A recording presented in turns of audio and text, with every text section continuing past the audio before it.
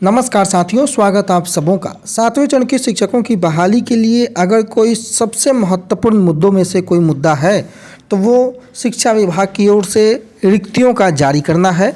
और दूसरा महत्वपूर्ण मुद्दा आज के समय में नियमावली है। नियमावली को लेकर के सरकार ने, शिक्षा मंत्री ने एक प्रकार का हाइक क्रिएट कर रखा है। जब से शिक्षा मंत्री की ओर से ये बयान आया था कि उन्होंने नियमावली पर हस्ताक्षर कर दिया है, तब से लोग इंतजार करने लगे उस नियमावली का। हम इस वीडियो में इन्हीं दो मुद्दों पर चर्चाएं करेंगे और शुरुआत करेंगे शिक्षा विभाग की ओर से जारी रिक्तियों से लेकर के। आपके स्क्रीन के सामने ये रिक्तियां जो है पिछले करीब 4 महीने पहले की रिक्तियां आपके पास। कुल रिक्तियां शिक्षा विभाग में आप देख रहे होंगे 1,29,048 का डाटा पब्लिक किया गया था। और आपको पता है कि छात्र शिक्षक अनुपात चाहे 1 से 5 हो, 6 से 8 हो, 30 और 35 के अनुपात में शिक्षकों की बहाली करनी है। लेकिन जब मसला यहाँ उत्पन्न यह होता है कि जब शिक्षा विभाग की ओर से पंचायती राज संस्थान एवं नगर निकाय संस्थान के अंतर्गत प्राथमिक और मध्य विद्यालय में मूल कोटि के, स्नातक कोटि के जो शिक्षक हैं, उनमें जो रिक्तियाँ उपलब्ध हैं, उनकी गणना के बाद जो प्रतिवेदन आया था, उन प्रतिवेदन में 38 जिलों का कुल कक्षा 1 से 5 हो, 6 से 8 हो, कुल कितने पद हैं, उन पदों में से कुल योग करके टोटल कितने आज के समय में रिक्त पद है, उनका ब्यौरा आपके स्क्रीन के सामने है। जिसमें आप देख सकते हैं, चाहे वो अररिया हो, अरवल हो, औरंगाबाद हो, गोपालगंज हो, जमुई हो, जहानाबाद हो, तमाम डिस्ट्रिक्टों के जो डाटा है वो आप लोगों के सामने भी आया था, वायरल भी हुआ था। लेकिन उसके बाद सवाल यह उत्पन्न होता है कि जब मसला छात्र शिक्षक अनुपात में शिक्षकों के रिक्त पद को भरने की अगर आवश्यकता की बात हो, बात अगर सेवानिवृत्त शिक्षकों की हो, बात अगर त्यागपत्र और सेवा मुक्त होने के कारण रिक्त हुए पद की हो, बात अगर वर्ष 2019-20 के नियोजन के उपरांत शेष रिक्ति बचने की हो, तो सवाल यह उत्पन्न होता है कि आखिर रिक्तियों का प्रतिवेदन, रिक्तियों का डिमांड कितनी बार किया जाएगा। पिछले 4 वर्षों से रिक्तियों का प्रतिवेदन मांगा जा रहा है। क्या निदेशालय के आदेश को जिला शिक्षा पदाधिकारी उस स्तर तक नहीं जरूरी समझते हैं जिस स्तर तक उन्हें समझना चाहिए। 1,29,000 का डाटा आप लोगों के सामने ये पहले भी आ चुका है, लेकिन अखबारों के माध्यम से बहालियाँ कितनी की दर्शाई जाती है, 80,000 समथिंग की बहाली दर्शाई जाती है। हालांकि आप लोगों को पता होगा कि 94,000 के आसपास के पद छठे चरण में प्राथमिक और माध्यमिक के भरे गए थे, लेकिन उनमें तकरीबन 42 से 43,000 के शिक्षकों के पदों पर ही बहालियां संपन्न हो पाई थीं। बाकी जो पद हैं वो खाली बचे हुए हैं। कुछ जो 50% पदों का प्रोन्नति से भरने का जो मामला अभी वर्तमान के जो नियमावली में जो उल्लेख किया गया है, उसमें कक्षा 6 से 8 के 50% पद हालांकि प्रोन्नति से भरे जाने हैं और 50% पद सीधी नियुक्ति से भरे जाने हैं। इसकी चर्चाएं 2 दिन पहले भी अखबारों में आई थी, हमने उस पर वीडियो भी क्रिएट किया था।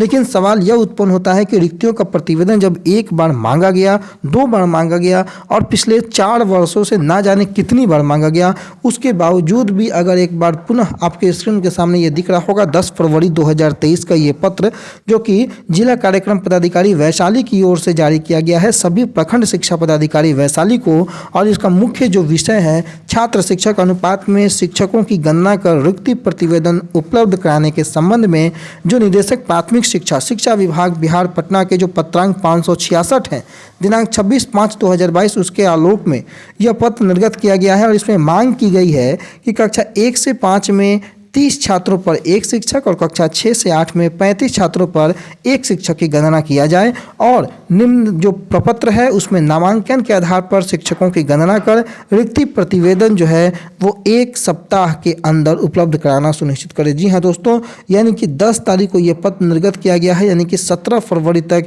रिक्ति प्रतिवेदन जो है उपलब्ध कराना सुनिश्चित किया जाए, जिसमें समवर्ग 1 से 5 में 30:1 के रेशियो में कैडेट सामान्य शिक्षकों की संख्या, उर्दू शिक्षकों की संख्या, कुल शिक्षकों की संख्या और छात्र शिक्षक अनुपात में अतिरिक्त शिक्षकों की जो आवश्यकता है, चाहे वो सामान्य कोटि के हों, उर्दू हो या अन्य कोटि के शिक्षकों की हो, उनका ब्यौरा आपको इस प्रपत्र में देना है। मैट्रिक प्रशिक्षित नियमित शिक्षक जो है, शिक्षा मित्र के रूप में नियुक्त शिक्षक जो प्रथम चरण 2006 में है, द्वितीय चरण 8-10 में है, उसके तहत जो नियुक्त सभी शिक्षक हैं वो बेसिक ग्रेड में नियुक्त 1 से 5 के शिक्षक होते हैं, ये आपको भी पता है।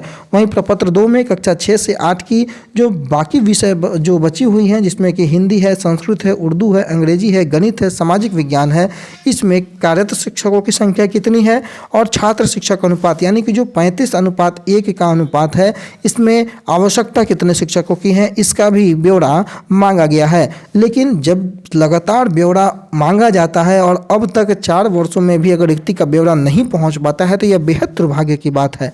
हालांकि 1 सप्ताह के अंदर यह ब्यौरा भी पहुंच जाना चाहिए। वैशाली का मामला है केवल, बाकी जगहों से मोटा मोटी जो खबरें हैं वो आप लोगों तक पहुंच भी चुकी होंगी कि रिक्तियों का प्रतिवेदन दिया जा चुका है। लेकिन वैशाली के संदर्भ में ये पिछले 2 बार का ये मैंने वीडियो क्रिएट किया है केवल वैशाली के संदर्भ में कि इनके माध्यम से रिक्तियों का प्रतिवेदन लगातार डिले होता है और निदेशालय के स्तर तक जो है वह प्रतिवेदन नहीं पहुंच पाना, यह कहीं ना कहीं 7वें चरण के प्राथमिक और माध्यमिक शिक्षकों की भर्ती में एक देर का कारण बनता है। इस कारण से वैशाली के जो अभ्यर्थी हैं वो अपने जिला शिक्षा पदाधिकारी, जिला कार्यक्रम पदाधिकारी स्थापना के कार्यालय में जाकर संपर्क करें और रिक्तियों का प्रतिवेदन जल्द से जल्द दिया जाए, इसका आप गुहार लगा सकते हैं। दूसरी महत्वपूर्ण बिंदु नियमावली की अगर हम चले तो नियमावली पिछले 2-3 दिनों से एक नियमावली आप लोगों के सामने वायरल है। जिस नियमावली में 60 और 40 की चर्चाएं की गई हैं दोस्तों, लेकिन आपको परेशान और घबराने की कोई आवश्यकता नहीं है। यह नियमावली को आप पूरी तरीके से फेक मान सकते हैं क्योंकि यह वही नियमावली है जो आज से तकरीबन 4 महीने पहले वायरल हुई थी।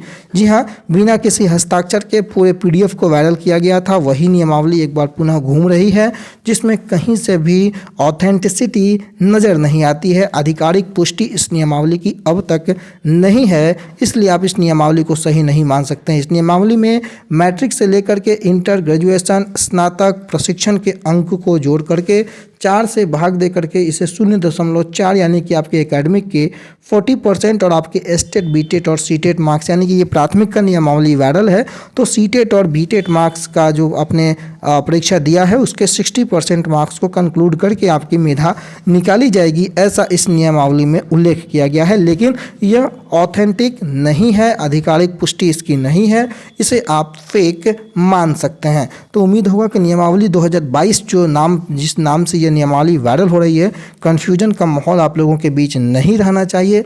किसी प्रकार के कन्फ्यूजन में ना रहें। बाकी उर्दू के शिक्षक हो, हिंदी के शिक्षक हों, विज्ञान के शिक्षक हों, गणित के शिक्षक हों, चाहे सामाजिक विज्ञान के शिक्षक हों, एक होकर सीट बढ़ाने की डिमांड कीजिए।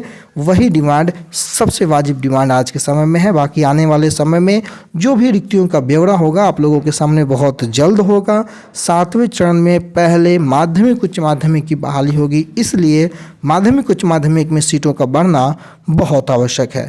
बाकी नियमावली फरवरी के माह में आएगी। लगातार खबरें आप लोगों तक पहुंचती हैं और जो भी खबरें सबसे पहले पहुंचने वाली होती हैं, हमारा प्रयास होता है कि सबसे पहले आप लोगों तक पहुंचाएं। इसके लिए आपका हमारे चैनल पर बने रहना बहुत आवश्यक है। बेल आइकन को प्रेस अगर आपने नहीं किया है, चैनल को सब्सक्राइब अगर नहीं किया है, ज़रूर सब्सक्राइब करें, बेल आइकन को प्रेस ज़रूर करें। धन्यवाद।